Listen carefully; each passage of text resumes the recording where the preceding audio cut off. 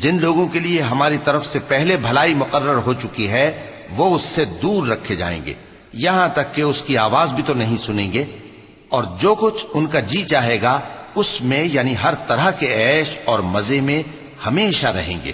ان کو اس دن کا بڑا بھاری خوف غمگین نہیں کرے گا، اور فرشتے ان کو لینے آئیں گے اور کہیں گے کہ یہی وہ دن ہے جس کا تم سے وعدہ کیا جاتا تھا، جس دن ہم آسمان کو اس طرح لپیٹ لیں گے جیسے خطوں کا تومار لپیٹ لیتے ہیں، جس طرح ہم نے کائنات کو پہلے پیدا کیا تھا اسی طرح دوبارہ پیدا کر دیں گے۔ یہ وعدہ ہے جس کا پورا کرنا لازم ہے، ہم ایسا ضرور کرنے والے ہیں۔ اور ہم نے نصیحت کی کتاب یعنی تورات کے بعد زبور میں لکھ دیا تھا کہ میرے نیکوکار بندے ملک کے وارث ہوں گے۔ عبادت کرنے والے لوگوں کے لیے اس میں اللہ کے حکموں کی تبلیغ ہے۔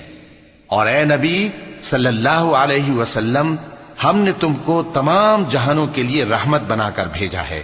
کہہ دو کہ مجھ پر اللہ کی طرف سے یہ وحی آتی ہے کہ تم سب کا معبود ایک ہی معبود ہے، تو کیا تم فرما بردار ہو جاتے ہو؟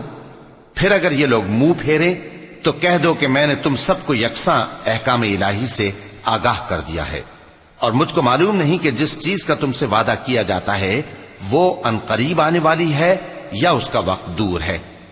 جو بات پکار کر کی جائے وہ اسے بھی جانتا ہے، اور جو تم چھپاتے ہو وہ اس سے بھی واقف ہے، اور میں نہیں جانتا شاید وہ تمہارے لیے آزمائش ہو، اور ایک مدت تک تم اس سے فائدہ اٹھاتے رہو۔